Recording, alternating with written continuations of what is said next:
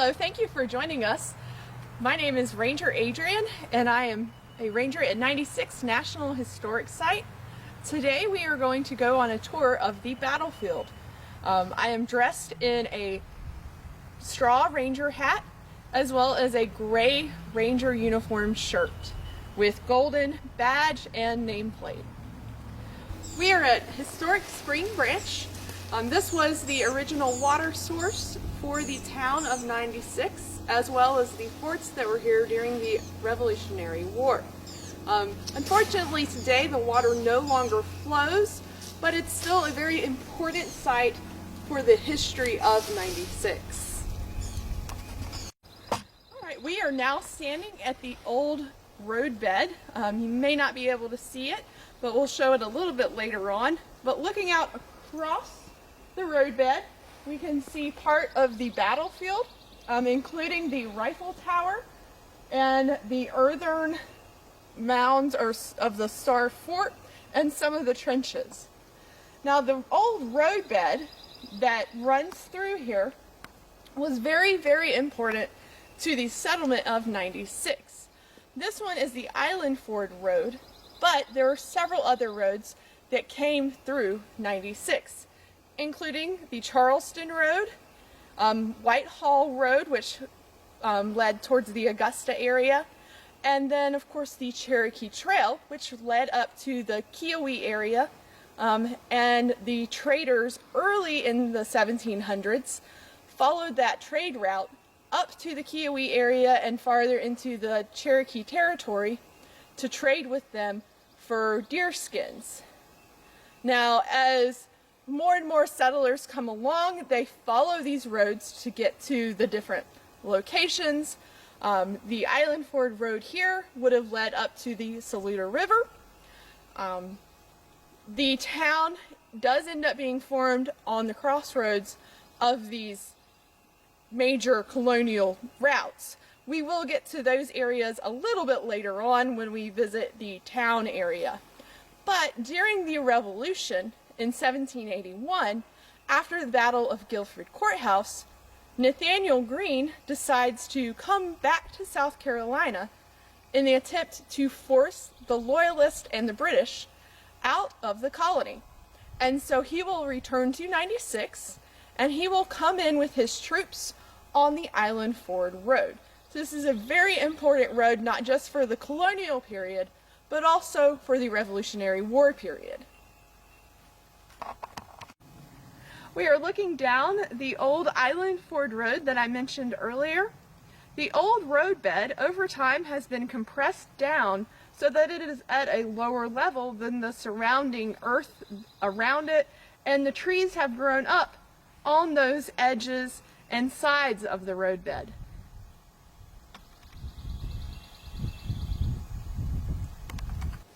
We are now standing on the battlefield at 96. If you look behind me, you can see some of the trenches, and in the very background, the Stockade Fort. You will also see the wooden rifle tower and perhaps some of the cutouts that are along the way.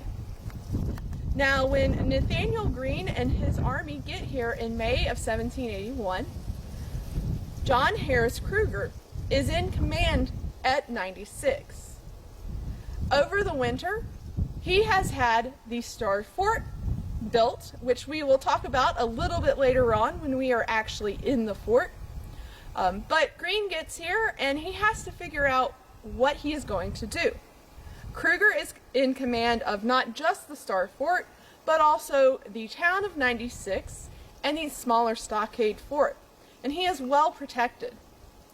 Greene turns to his engineer, Kosciuszko, who is from Poland, who has been trained in how to do sieges and how to approach them, and basically says, what do we do?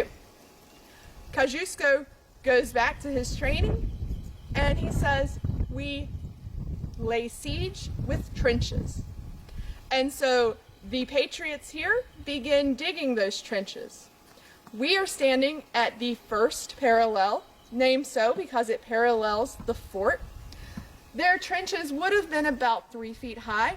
Today they're a little bit smaller, but you can see we do have a cutout of a soldier.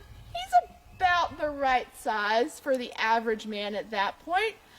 So of course they're not going to completely cover them. They would have had on top of the trenches gabions, which are large baskets made of vines and branches and then filled with dirt. And that would have given them some extra protection. Now to get closer to the fort, they will also dig saps. And saps are going to zigzag towards the fort so that the enemy cannot just shoot straight down the line. They will provide protection as you get closer and closer. Now they are digging in the hard red clay here, and Thaddeus Kosciuszko referred to this clay as soft stone. We are now at the third parallel. We skipped the second parallel just because there's not a whole lot going on at that small phrase. The third parallel, however, is where a lot of the action happens in the battle or the siege of 96. The parallel that we are now at is actually more of an M or a W shape. We have to my right the wooden rifle tower. You can see a lot better probably now. It is actually logs that are kind of done Lincoln log style on top of each other to create a tower. This one is much shorter than the original tower would have been, about half the size. The ropes that are behind me mark where the tunnel or part of the tunnel was, and I'll go into that in just a little bit, the significance of the tunnel and what it was for. Behind the ropes, that is the Star Fort. Now, as the Patriots dug their saps in their trenches, getting closer and closer to the fort, they got to a point where they really couldn't dig trenches any closer. And so Kosciuszko decides we will build a rifle tower, and we will put our sharpshooters, or as we would call them today, the snipers, up in the tower to pick off men inside the fort. Another tactic that he will come up with is to dig under the fort. The idea is to dig under, pack it full of gunpowder, and blow it up. Unfortunately for the Patriots, they did not finish the tunnel. As you can see by the rope, they get really close, but they just don't quite make it. That clay, that soft stone, is really hard to dig in. It's great for us today because not only does the tunnel still exist, and if you would like to find out more about the tunnel and its condition, ETV did a special a couple years ago on it. I will make sure to put a link to that video in the section below. But it also means that we still have the Star Fort. If the Patriots had been successful, the Star Fort would have a giant hole in it at the very least and would no longer be here. So bad for the Patriots at the time, great for the park and for us now. And probably the Loyalists thought it was pretty great as well. We are now standing where we are looking out at basically what would have been no man's land, the area between the earthen Star Fort and the trenches or the third parallel. This area was where the Forlorn Hope took place, and the Forlorn Hope was patriots, a group of patriots who decided they were going to try to take the fort by attacking it right out. Basically, Nathaniel Greene had gotten word that there were British reinforcements on the way up from Charleston, and they were getting really close to being at 96. Greene realizes there's no way he can stand up against those reinforcements and Kruger. And so he's forced to make a decision.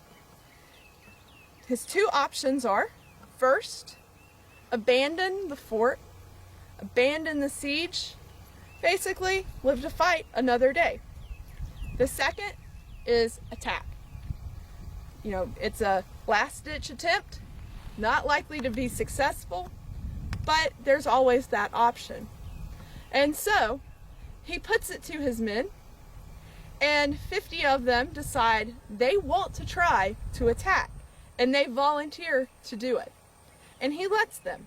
And so on June 18th at noon, a cannon fires, and that is the signal for them to run out of the trenches and attack the fort, armed with muskets and some bayonets, as well as these big long hooks to try to pull down the sandbags that were on top of the wall. Now, the loyalists in there are 200 strong, and they will send out 2 parties to wrap around the fort so that those forlorn hope are now basically surrounded on 3 sides. It was a long shot to start with, and it is unsuccessful. After 45 minutes, Green calls them back, and they give up that attack. 30 of those 50 men, by the end, were either dead or wounded. Those who were wounded and could no longer make it back to their lines, they had to stay where they were for the rest of the day and the night. They were not able to tend to them until the following day. That's a long time to be wounded and laying in one place. We are now standing inside the 8-pointed star fort. This is made from the red clay that you find in this area. Behind me is the well that was dug by the loyalists during the siege in an attempt to get water. During the siege, the water for the well was coming from the spring branch that we talked about a little bit earlier on the tour. When Green lays siege, they do dig this well, hoping to hit water, but they never do. There is a lot of digging here for very little gain.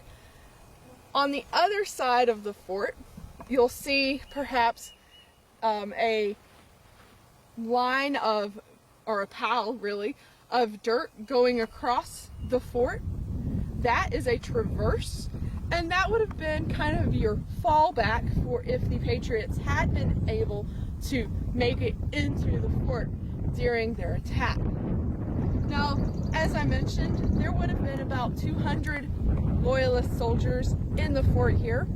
All the men here, with the exception of Thaddeus Kosciuszko, were born in America. So they are all, at that point, Americans. And that is why I'm using the terms loyalist and patriot.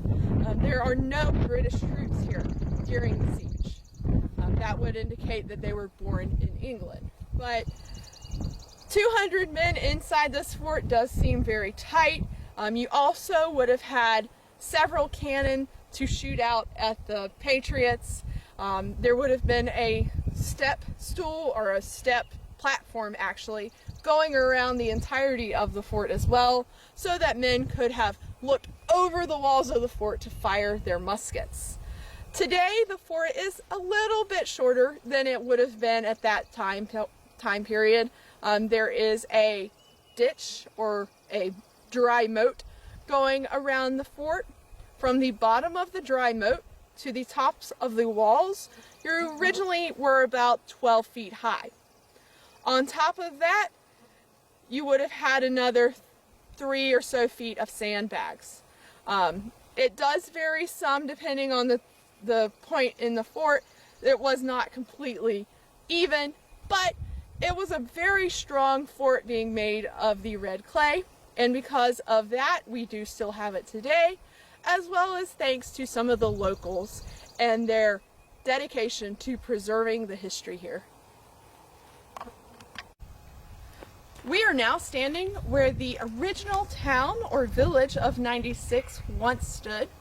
By the time of the Revolution, this colonial town had 12 houses, which I know by today's standards doesn't sound like much, but to give you some reference, Charlotte, North Carolina was about the same size at that point in time. Now, along with houses, there was also a jail and a courthouse. Now, unfortunately, we don't know exactly where the courthouse was. We know that it was supposed to be within the town itself, but we do know where the jail was. We'll stop there a little bit later on and let you see where that was. But the town was a refuge for people in the area during the American Revolution. Now, earlier in the war, it had been under the control of the Patriots. But after the fall of Charleston, when the Loyalists and the British kind of pushed their way up into the backcountry, 96 becomes a Loyalist stronghold. The town, like I said, is a refuge for people in the area, especially Loyalist people. So during the battle, or the siege of 96, there are families living in the town. Many of these families probably consisted of the women and children, and perhaps some of the older men that were left behind as their fathers, husbands, brothers went off to fight. I can only imagine what living in this type of environment in the hot summer in 1781, as a battle rages on both sides of you, and perhaps even within the town, or you're getting fires within the town, must have been like. They must have had fried wits at that point, especially if they had young children. So we are now standing at the old jail site. The white post that you see behind me in a square, that marks the original site of the jail. We know kind of what the jail looked like. It was made of brick, and it was based on the old jail at Charleston. Now, during the Revolution, it housed both Patriot prisoners and Loyalist prisoners. But one of the most infamous prisoners that it held was Loyalist Fanning.